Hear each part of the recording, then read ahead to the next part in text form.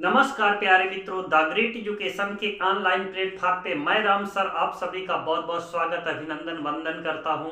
प्यारे साथियों, जैसा कि आप लोगों ने कल देखा था कि भारत के प्रथम मंत्री कब बने थे या स्वतंत्र भारत के प्रथम मंत्री, जैसा कि मैंने कल पढ़ाया था, जब भारत के अंदर अंतरिम सरकार का गठन होता है और स्वतंत्रता के बाद जब उसके मंत्रियों में कुछ बदलाव होता है, उन मंत्रियों के बारे में आप लोगों को बताया है।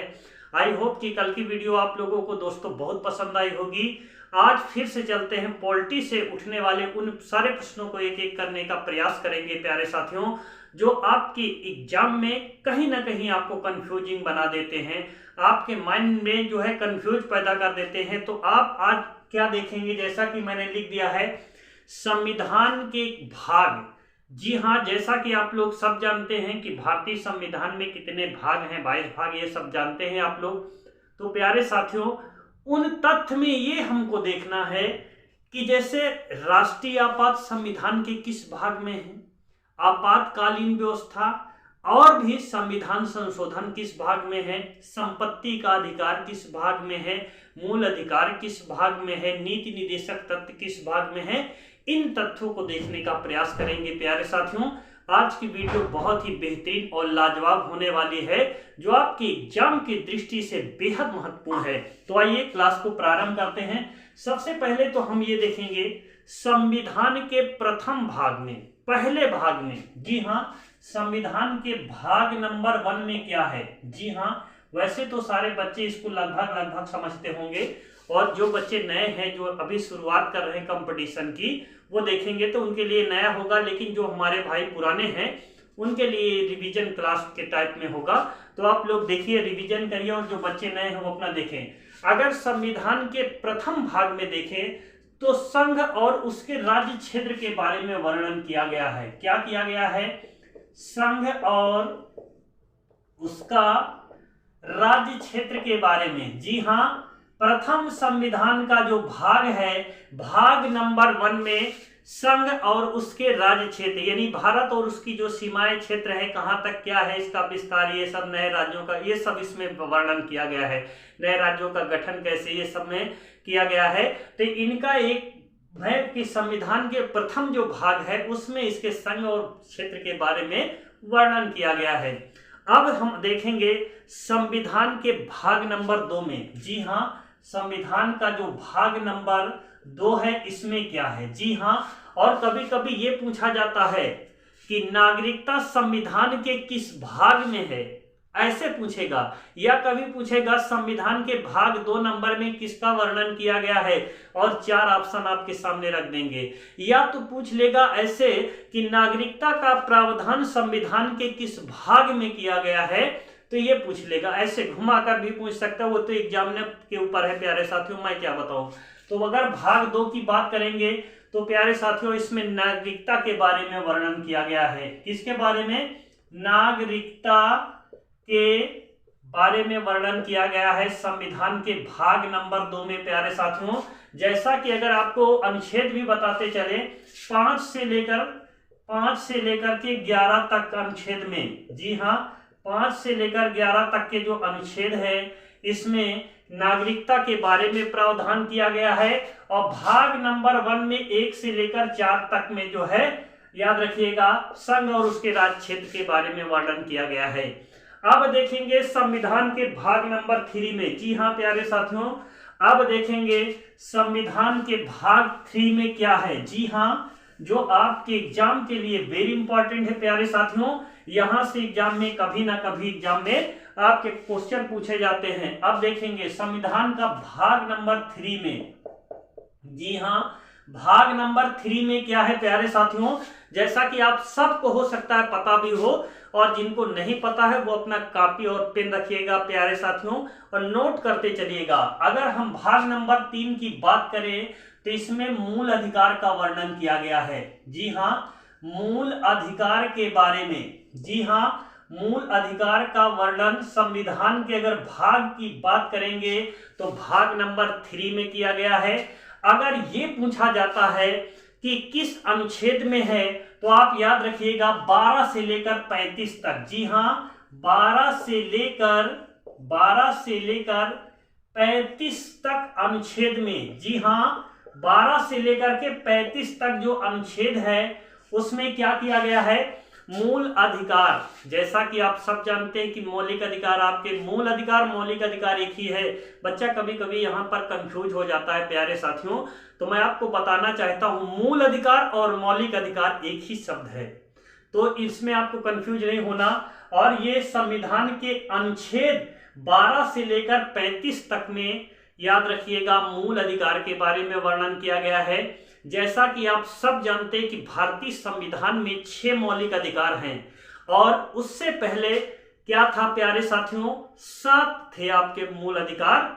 लेकिन आप जानते हैं कि संपत्ति के अधिकार को मौलिक अधिकार की श्रेणी से हटा करके उसको कानूनी अधिकार बना दिया है। तो आपके पास अब वर्तमान में कितने हैं, 6 मौलिक अधिकार हैं प्यारे साथियों। वो कौन कौन से हैं, अगर वीडियो में उसको बताते हैं, जैसे हम आपको ऐसे ओरल में बताते चल रहे हैं, क्योंकि अगर बताएंगे तो भी और जो भाग बताना चाहते हैं वो हमारा ये मोबाइल जो है कैच नहीं कर पाएगा। इसलिए प्यारे साथियों, जैसे समानता है, स्वतंत्रता है, शोषण के विरुद्ध अधिकार, धार्मिक स्वतंत्रता है, शिक्षा एवं संस्कृति का अधिकार है, असंवैधानिक उपचार का अधिकार है। ये जो आपके पास 6 मौलिक अधिकार है प्यारे साथियों, इसी मौलिक अधिकार के हनन होने पर आप सुप्रीम कोर्ट तक जा सकते हो। इसके लिए जो है वो रिट जारी करती है। जैसा कि मैं जो है ऑफलाइन क्लास में हर जगह पे बताता हूँ कि अनुच्छेद 32 का प्रयोग करेंगे तो आप कहां पर जाएंगे, सुप्रीम कोर्ट में पहुंच जाएंगे। तो इन तथ्यों को आप एक एक करके जानेंगे, लेकिन सबसे पहले आज हमारा जो भाग की बात चल रही है इस भाग के बारे में जानेंगे। तो प्यारे साथियों, संविधान के भाग नंबर 4 में देखेंगे। जी हाँ, संविधान के भाग नंबर 4 में क्या वर्णन किया गया है उसके बारे में आप देखेंगे प्यारे साथियों।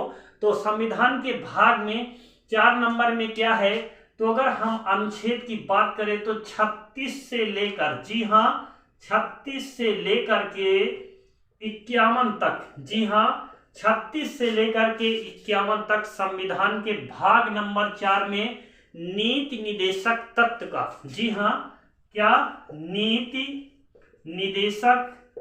निदेशक तत्व के बारे में वर्णन किया गया है। संविधान के नीति निदेशक तत्व, जैसा कि आप लोग जानते हैं, नीति निदेशक तत्व आयरलैंड के संविधान से लिया गया है।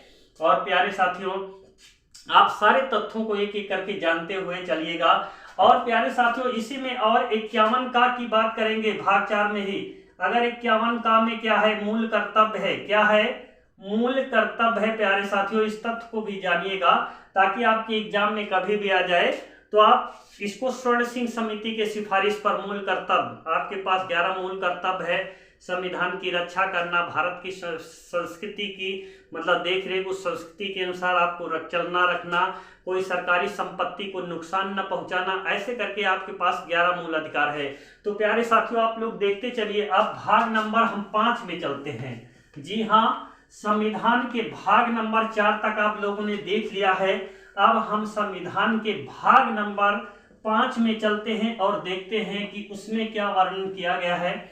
संविधान के भाग नंबर 5 में क्या है। जी हाँ, संविधान के भाग नंबर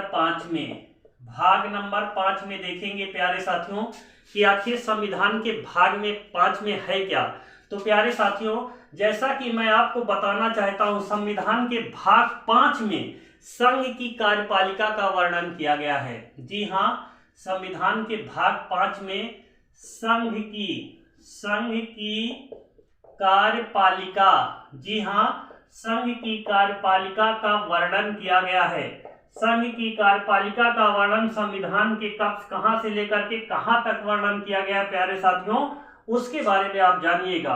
तो प्यारे साथियों, जैसा कि मैं आप लोगों को जानता हूं संघ की कार्यपालिका क्या है, तो आप जानते हैं कि संघ की कार्यपालिका, इसमें अध्याय बाय अध्याय करके जो है इसको 4-5 अध्याय में डिवाइड किया गया है। अगर चाहें तो आप लोग अध्याय को भी समझ सकते हैं। अगर मैं ये चाहता हूं कि आज संविधान के सिर्फ भाग के बारे में जाने, तो संविधान के अगर भाग की बात करें तो संघ की कार्यपालिका का अनुच्छेद नंबर 52 से स्टार्ट होता है। जी हाँ, संविधान के भाग नंबर 5 में संघ की कार्यपालिका के बारे में वर्णन किया गया है। यह 52 से लेकर प्यारे साथियों और कहां तक इसके बारे में वर्णन किया गया है? 78 तक। जी हाँ, 78 तक, यहां तक किया गया है। संघ की कार्यपालिका, संघ की कार्यपालिका की शक्ति किसमें निहित होती? जैसा कि आप जानते हैं, संघ की कार्यपालिका शक्ति किसमें निहित होती? राष्ट्रपति में। तो प्यारे साथियों, संघ की कार्यपालिका में अगर आप देखेंगे तो ये यहाँ पर थोड़ा समझने की बात है। तो इसमें कौन कौन शामिल होता है संघ की कार्यपालिका? तो प्यारे साथियों, इसमें राष्ट्रपति होता है। कौन होता है? राष्ट्रपति होता है, उपराष्ट्रपति होता है, जी हाँ, प्रधानमंत्री होता है, प्रधानमंत्री होता है, महान्यायवादी होता है, महान्यायवादी। आज इसमें जो है संघ की कार्यपालिका में प्यारे साथियों ये सारे लोग शामिल होते हैं। तो इससे मिलकर के क्या बनता है? और मंत्रिमंडल शामिल होता है। ये सबसे मिलकर के क्या होता है प्यारे साथियों? याद रखिए, संघ की कार्यपालिका बनती है। और संघ की कार्यपालिका में कई चीजें आ जाती है जो उसमें अध्याय बाय अध्याय जो है एक एक करके बताया गया है। आई होप कि प्यारे साथियों ये छोटा सा वीडियो आप लोगों को जरूर पसंद आया है। अगर पसंद आया है प्यारे साथियों, तो जो भाई हमारे चैनल पर नए जुड़ रहे हैं, चैनल को जो है लाइक करिए, सब्सक्राइब करिए, आगे बढ़ाइए प्यारे साथियों। आज की क्लास को यहीं पर विराम करते हैं। अब फिर से कल आप लोगों को नेक्स्ट इसके 6 भाग में जो है राज्य सरकार के बारे में वर्णन किया गया है, उसके बताएंगे 7 में क्या है, 8 में क्या है, 9 में क्या है, 10 में क्या है। ऐसे करके आप लोगों को एक एक करके जितने भी भाग हैं उन सारे भाग को आपके सामने रखेंगे। राष्ट्रीय आपात कहाँ है, किस अनुच्छेद के कौन से भाग में है, ऐसे करके जो जो महत्वपूर्ण तथ्य है वो आपके सामने रखने का पूरा प्रयास करेंगे। तो प्यारे साथियों, आज की क्लास को यहीं पर विराम करते हैं। जय हिंद, जय भारत।